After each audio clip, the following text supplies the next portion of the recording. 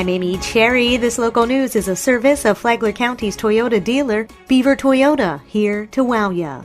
A real-life house of horrors on Halloween is closed up by sheriff's deputies. They were called to a Bunnell home on Water Oak Road after a 14-year-old girl called a suicide hotline. Deputies say the girl told the hotline that she was being homeschooled but not taught anything, and that she had to take care of her 4 younger siblings, ages 6, 8, 9, and 12, along with watching 3 dogs, a rabbit, and 2 chickens. The girl says her parents, Betty, Nicolikia Allen, and Dennis Allen, work until late at night. When deputies arrived at the home, they found it littered with feces, urine, trash, rotted food, and roaches. They say the home had no running water.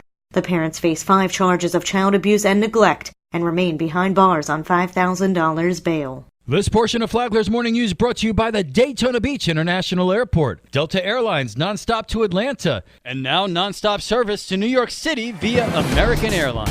They're calling for impeachment proceedings to go forward. Flagler Democrats were out in full force protesting Saturday afternoon at the corner of Belterre Parkway and State Road 100. Party Chairman Mike Cocciola tells WNZF the president is guilty of abuses of power and collusion. He has tried to bribe, unsuccessfully, a foreign country. That is an example of abuse of power.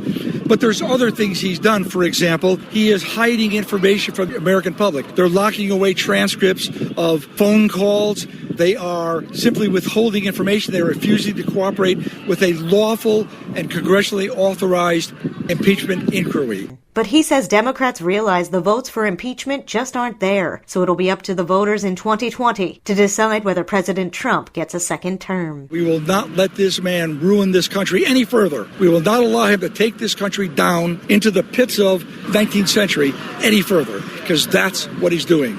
We are regressing as a country. There's an outbreak of hepatitis A in Florida. Flagler County health officials like Sue Reese say the number of cases of the disease keeps increasing. The number of reported hepatitis A cases has doubled from 2016 to 2017 and nearly doubled again in 2018. To date, we've had 3,452 cases. Reese says the disease is transmitted by not washing your hands. If you have hepatitis A, she said that you need to wash your hands after using the toilet to keep the disease from spreading to other people. The whole interview is on the Free for All Friday podcast. You can find it when you download the Flagler radio app. Tomorrow, what is hepatitis A and more on how you get it. From the WNZF Newsroom, I'm Deb Albertson.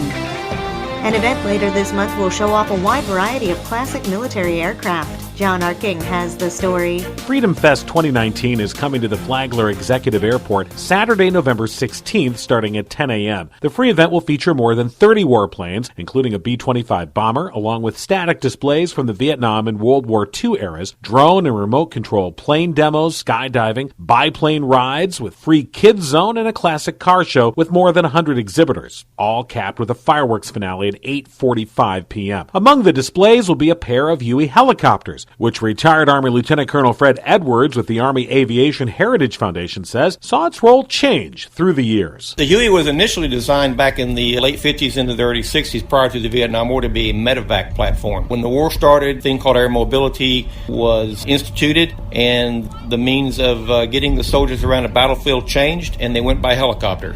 Power to spin that blade and enough gears and hydraulic supply to those gears, you're able to fly this aircraft, and it flies very well. Freedom Fest benefits several local charities, including Paws of War and Flagler Education. There'll be shuttle service from the campus of Flagler Palm Coast High School, where parking is free, while parking on airport grounds will cost $5. From the WNZF Newsroom, I'm John Arking. And now you're up to date on Flagler's Morning News. I'm Amy Cherry.